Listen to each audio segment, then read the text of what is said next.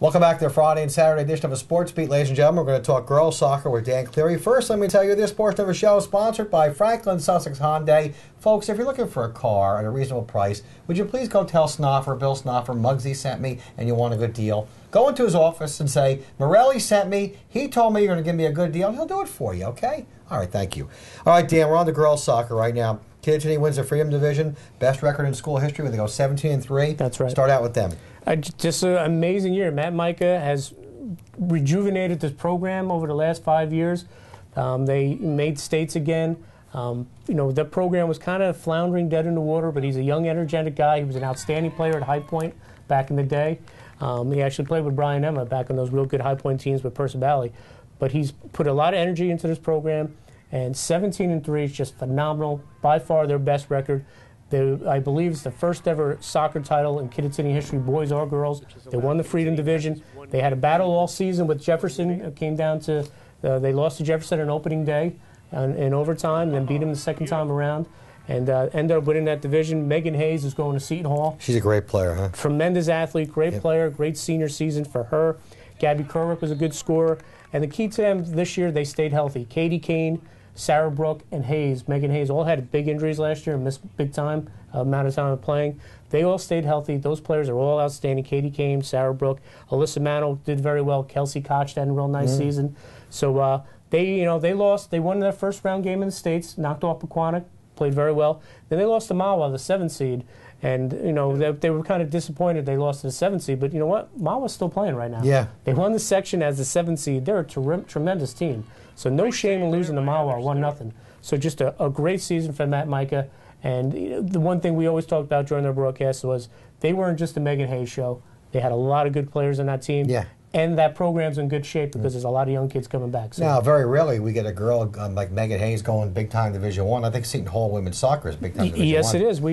Last year we had usually they come, for the last few years they've been coming out of Pope John. Sure. Emily Corolla, Virginia, Courtney Flanagan down at University of South Florida, Erin Guthrie's at Rutgers, Elise Fugowski was at UConn from Vernon. But it's just nice to see some of the other programs in the county are starting to produce that talent. And another Division I, although it's a military appointment, Kimberly Ann from Jefferson's going to West Point. She's a tremendous soccer player. Yes. And Melissa Hall, first-year coach there from former Roxbury star, they went 16-5. They did a tremendous job. Yeah. They were real fun to watch, and they did a great job as well, Jefferson. So there's a lot of top-notch talent in the area this year. Let's go over to Lady Wildcats of High Point. They win the first ever 100 Warren Sussex tournament. What a big accomplishment, because going into the final, they weren't the favorite, right? Going into the tournament, they weren't even the favorite in their first game. Right, sure. They were the 7th seed coming out of Sussex, and Jason Posner came in. It's his first year. He decided as the season went on, he realized he had a terrific group of sophomores.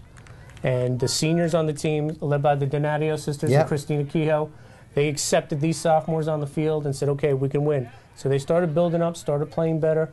They got hot at the right time. They ran through that tournament. Knocked off Pope John.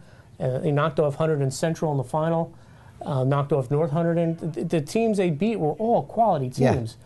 And then, in the final, most teams, their situation, they were about 500 coming into the tournament. They should be just happy they're playing in the final. Here's Big Bad Hunterdon Central. And they went out and dominated that game in the second half. Scored 2 goals. Yep. Jamie Christensen struck one of the best free kicks I've ever seen. In the rain, 52 yards, 55 yards, and she scores. The Donadios combined on a goal. Just a bunch of players for High Point had great seasons. Brianna Blair in goal. As we mentioned, Christina Kehoe. Sam Ritter scored the overtime goal against Pope John.